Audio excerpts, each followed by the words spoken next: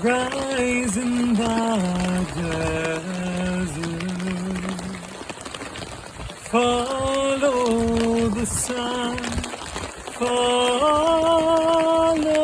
me down, holy morn, rise with eagle, I will be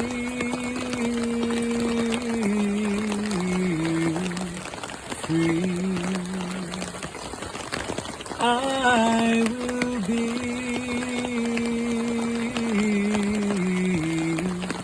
free. I will be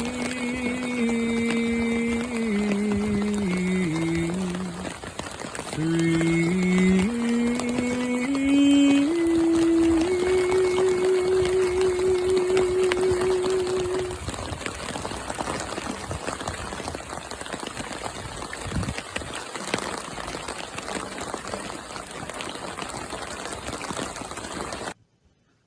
Good morning, Unity in Lynnwood. Due to an electrical outage at the building, we will be virtual only this morning. Do open your social media chat window. Allow us to greet you. Tell us from what geography you are watching this morning, please.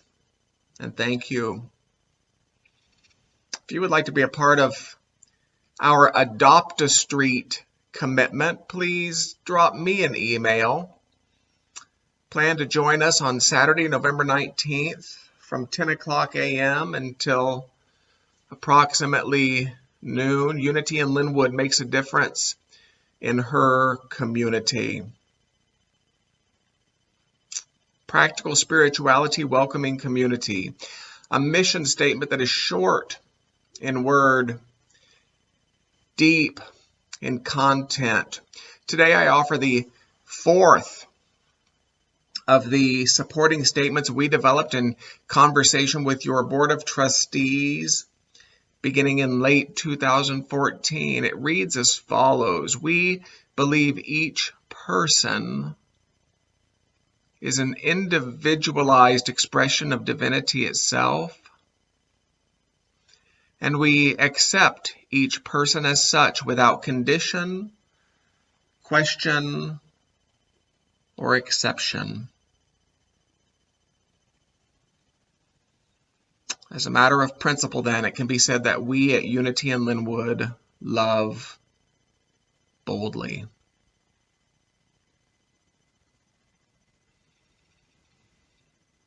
If you would like to pray with someone following the conclusion of our time together, start the process by writing prayer@unityinlynnwood.org. Do include a working telephone number and expect a call from an anonymous caller within a couple hours. Thanks for being here today.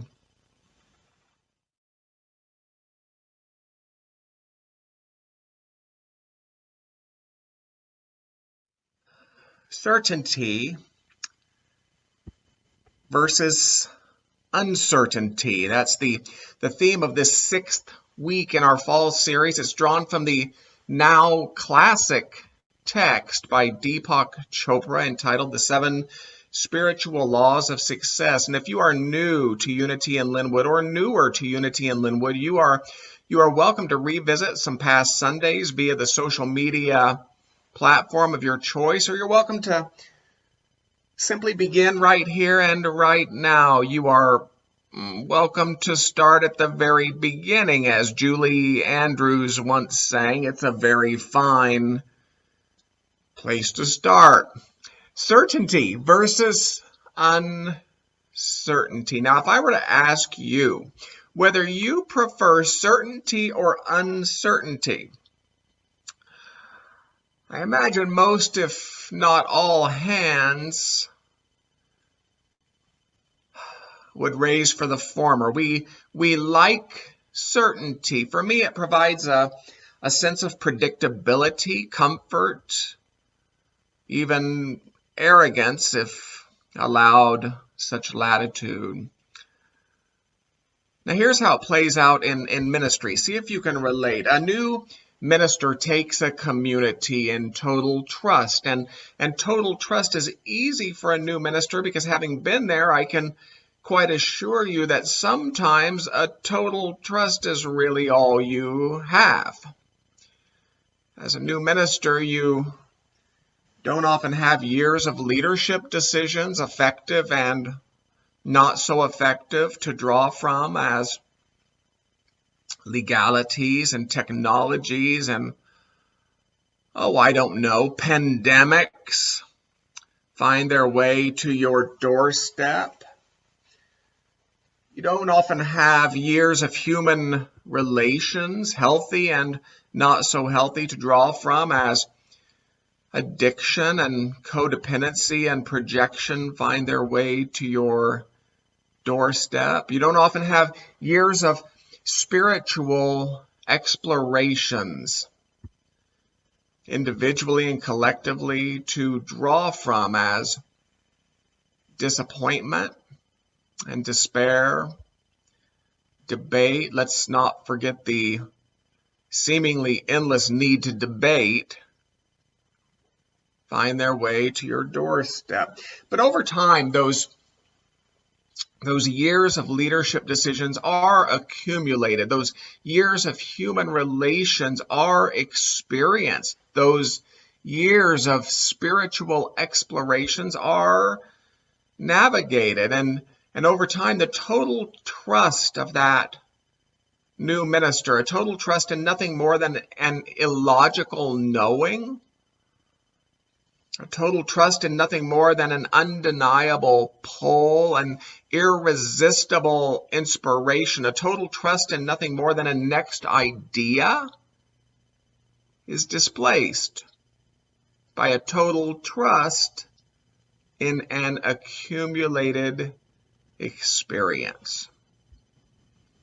Over time, that total trust in something right here and right now subtly gets displaced by a trust in something back there and back then. That total trust in what's been followed subtly gets displaced by a trust in what's been seen, what's been experienced, what's been accomplished, what's been learned. Ultimately, that total trust in a promised future suddenly gets displaced by a trust in a remembered past. I might say that a total trust in the source of success gets subtly displaced by a trust in the symbols of success. And even as the worldly self of us would celebrate this opening into the wisdom and ways of the world, the spiritual self of us mourns this closing from the wisdom and ways of the Spirit. Said another way, uncertainty isn't the problem. Spiritually speaking, uncertainty is a place of amazing power, because uncertainty tends to rend us open to the very highest selves of us in a way that certainty doesn't tend to do. Certainty, now that's where you have to be careful. That's where you have to be careful, because certainty tends to close us to the highest selves of us as we subtly come into the belief that the creative source that gave rise to the thing in the first place is inadequate to give rise to something greater in the future. And as we subtly come into this belief that the creative source that gave rise to the thing in the first place, now maybe the thing is a job, maybe the thing is a business, a relationship, a windfall, a formula, a healing, it makes no difference. As we subtly come into this belief that the creative source that gave rise to the thing in the first place is inadequate to give rise to something greater in the future, then we start to think we have to protect the thing.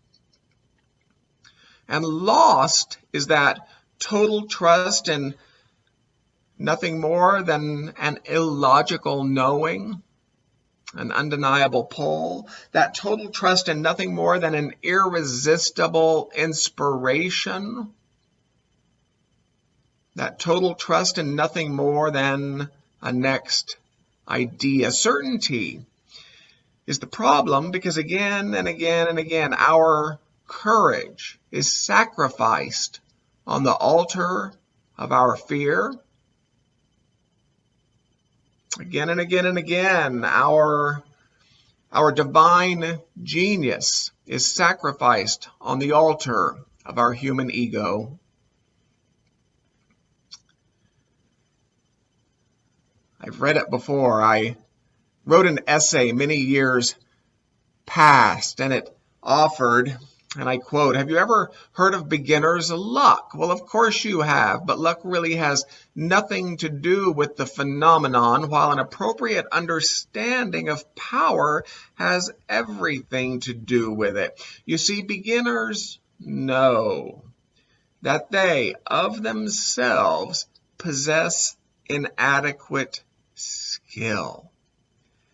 They know that they of themselves possess inadequate knowledge, inadequate experience for the task at hand. Beginners by default have to welcome wisdom beyond their personal wisdom for their success. But as the ego tempts us to believe that the wisdom behind our success is our own, we begin to repeat the tactics of yesterday. We begin to lower our risks, to guard our successes, ultimately to abandon the very wisdom from which our success was initially born. And we end up symbolically prostrate before the divine where we should have been all along. There's no such thing as beginner's luck. There is only beginner's mind. There is only an understanding that an infinite and unlimited mind sources you in every moment, and a willingness to surrender the ego to this mind in all affairs, end quote.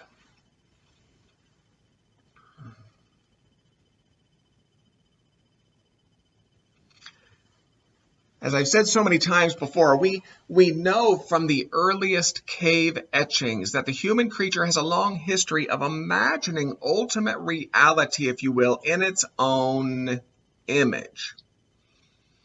The early hunters imagined gods of stamina. The early farmers imagined gods of weather. The early states imagined gods of might, and so forth. And this is to be expected because the human has, in a sense, been hardwired to project self. Now, because we know that the human is hardwired to project self, we can at long last emancipate ultimate reality from our smallness. We can finally free God, if you will, from finite matters such as stamina, weather, fertility, might, football. So for us in the unity, for us in traditions such as unity, we might say that ultimate reality, that God is infinite mind, quantum Physicists would not disagree with this. They would suggest that ultimate reality is really much more like a giant thought than it is a giant thing. So for us in unity, we would say that ultimate reality, that God is infinite mind, and as such, its currency is ideas. I would have us understand that this is not new. This is an ancient construct intuited by civilizations predating Christianity by centuries. So in a very real sense, unity would suggest that you cannot be saintlier than when you place trust in infinite mind. You cannot be saintlier than when you place trust in nothing more than that illogical knowing. Trust in nothing more than that undeniable pull. Trust in that irresistible inspiration. Trust in that next idea. Unity would suggest that you cannot be worldlier than when you displace that trust to an accumulated experience. Now, in a more traditional setting, I might say it this way. You cannot be saintlier than when you listen to God. And in a more traditional setting, I might say it this way. You cannot be worldlier than when you listen to everything else.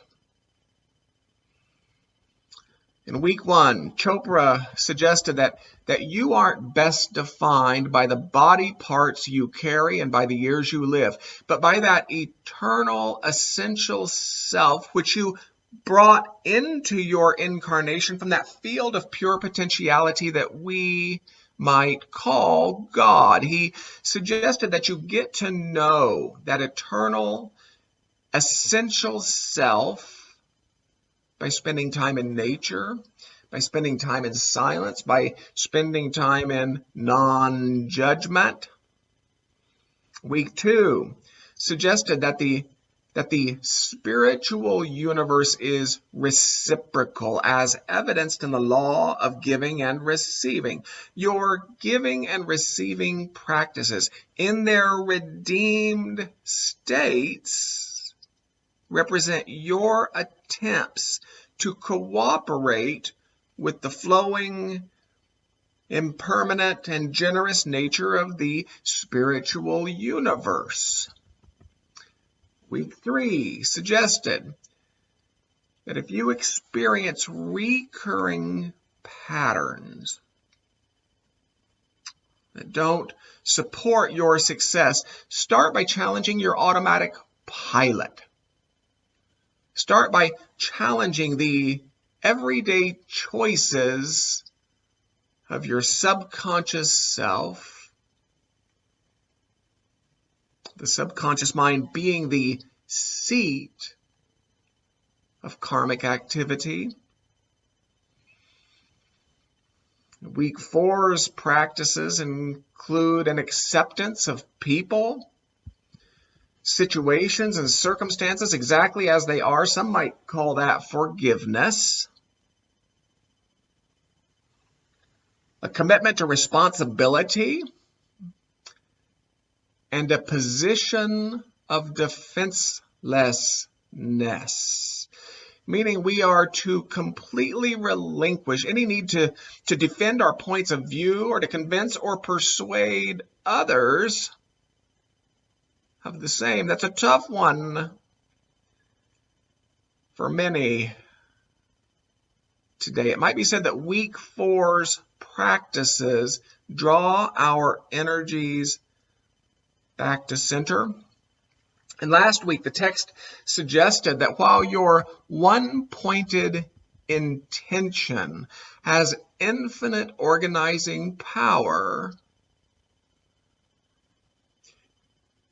you will have to trust God / nature / isness, the universe, the great cosmic computer, to do the organizing. Said another way, you are more in charge of the what.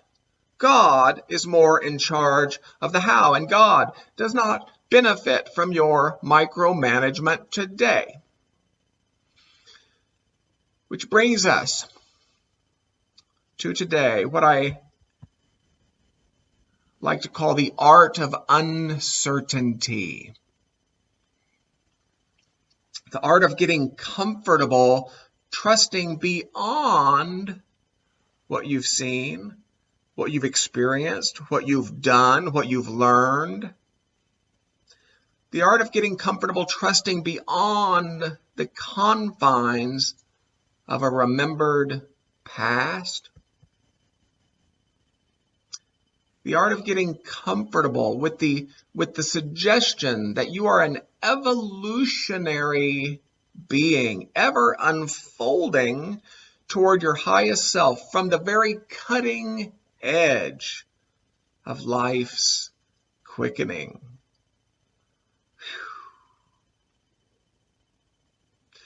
Chopra references this art of uncertainty in what he calls the law of detachment.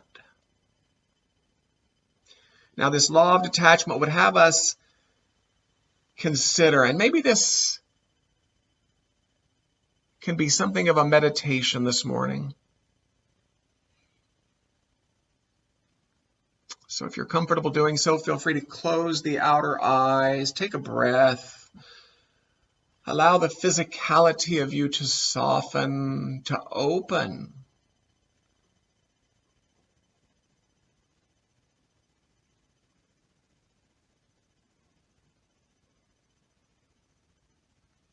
This law of detachment would have us consider, is there an arena in which I have become so certain that I'm no longer available?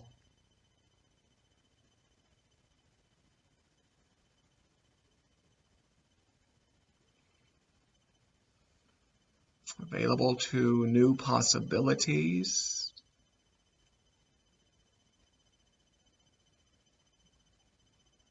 available to new perspectives,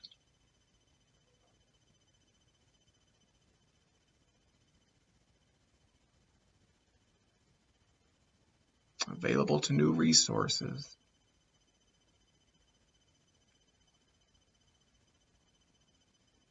Is there an arena in which I've become so certain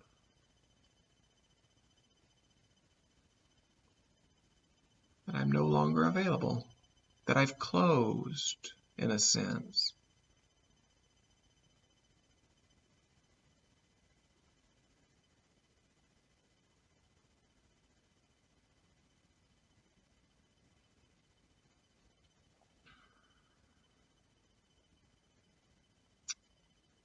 Let us observe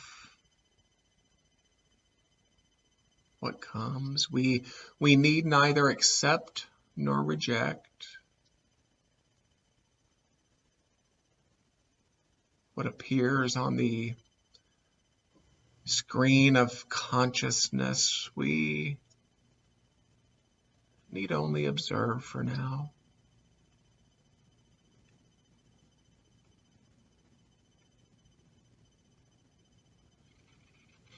The law of detachment would have us consider, are there arenas in which I might be insisting that because it was such and such a way in the past,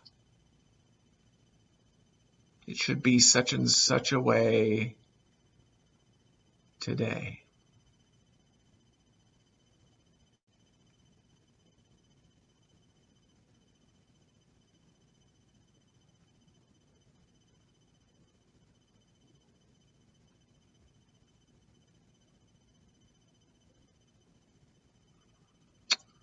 asked another way, is there an arena in which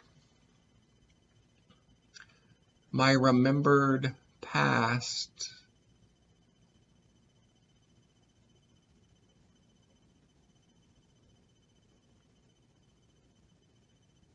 has usurped my promised future?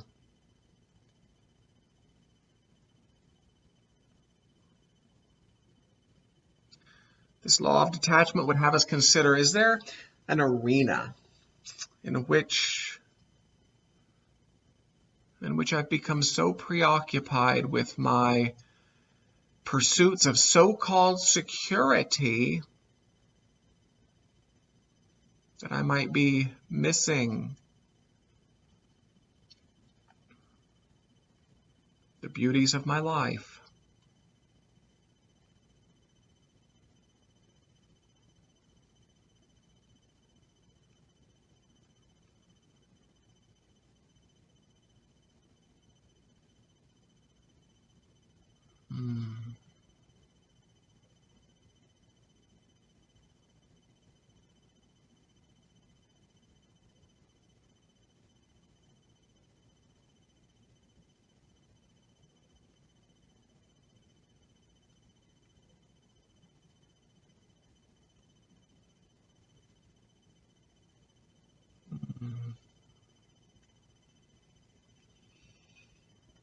Again, we need neither accept nor reject for now. Ours is to allow, to observe,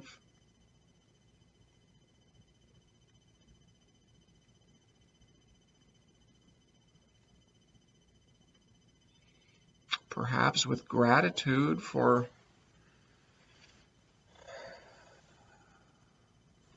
new awareness, we reopen our eyes. I return to the words of the poet to conclude our time together, and I quote, "There exists no security in nature. There exists no unconditional guarantee, no assured safety, no steadfast comfort in nature. One need only watch Animal Planet for an hour or so to recognize this truth." I suspect each listener can relate to frolicking in the shallows of earthly life, enjoying the sunshine on his fur, munching on a wayward sardine, only moments before being thrashed into deep waters by the grip of a killer whale. You see, earthly life can be tough. All grand adventures can be tough, and that's what earthly life is. Earthly life is a grand adventure in which a limitless creator explores the limitlessness of its universe through the limitlessness of its creation. Earthly life is a grand adventure in which a limitless creator explores deep loves and profound losses, breathless laughter and relentless tears, betrayal and forgiveness, creation and destruction, beginnings and endings, entrances and exits. You see, a deeply spiritual existence is a very dangerous thing. And so at the end of my life, may they write that I accepted this charge. Let them write that I embraced the whole damn thing. Let them write that I loved and lost, that I laughed and cried, that I tried and failed. Let them write that I took a chance, that I stood naked, even that I looked stupid. But at the end of my life, let them write that at least I showed up.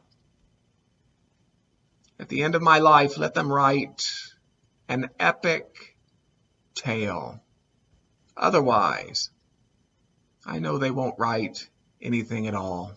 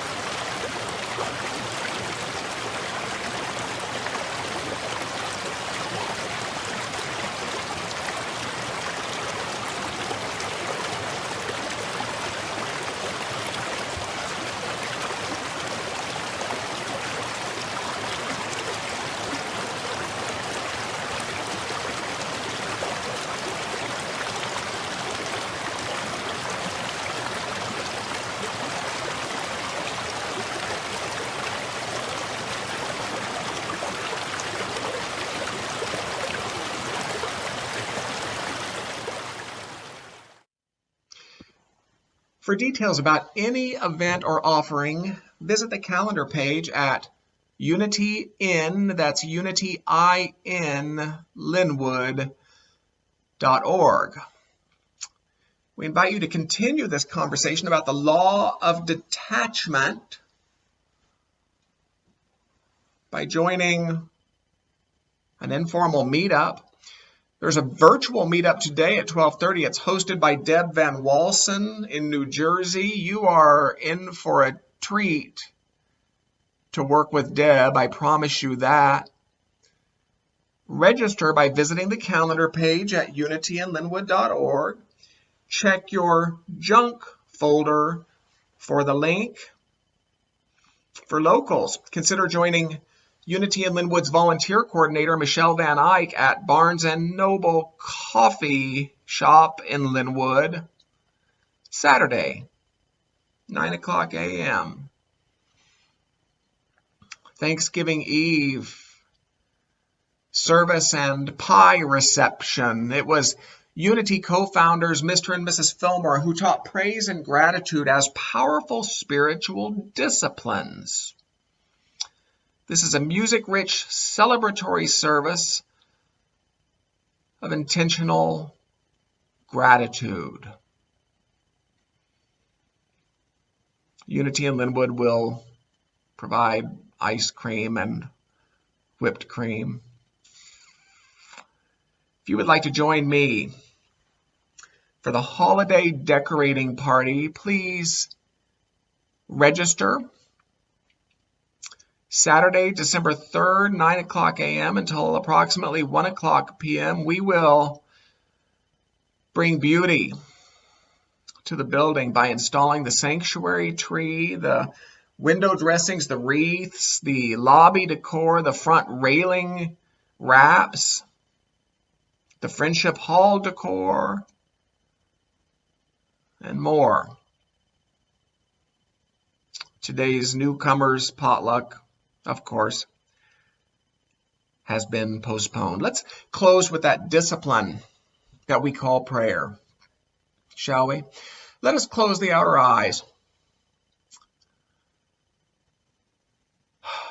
And let us seek not a God of word, but a God of experience. Let us seek that by simply taking a deep breath.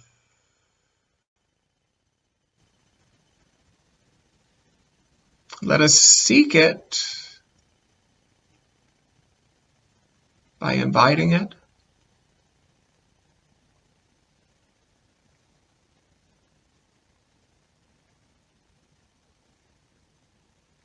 By welcoming it.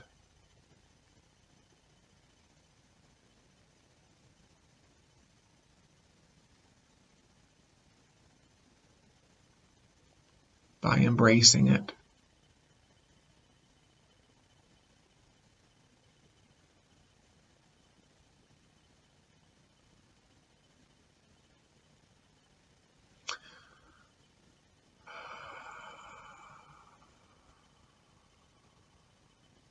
If you're like me,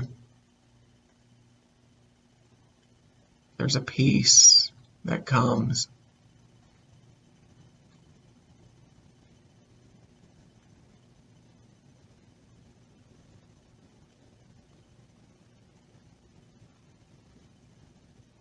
There's an assurance that rises.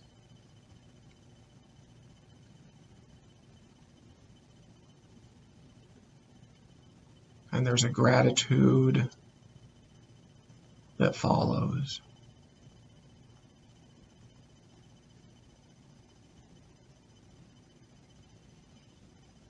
And as we begin to consider reopening our sensory eyes, let us commit. Let us commit that whatever remembering may have occurred, we will not abandon it to this moment. We will walk it forward into our world.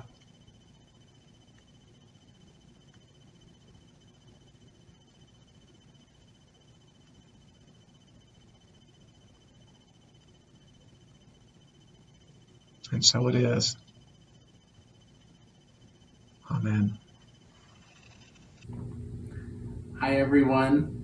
This is just a reminder that we will be having a Christmas choir this year. So rehearsals will start at the end of November. We're asking people to register just so that we have enough voices, and look forward to being a part of that with you.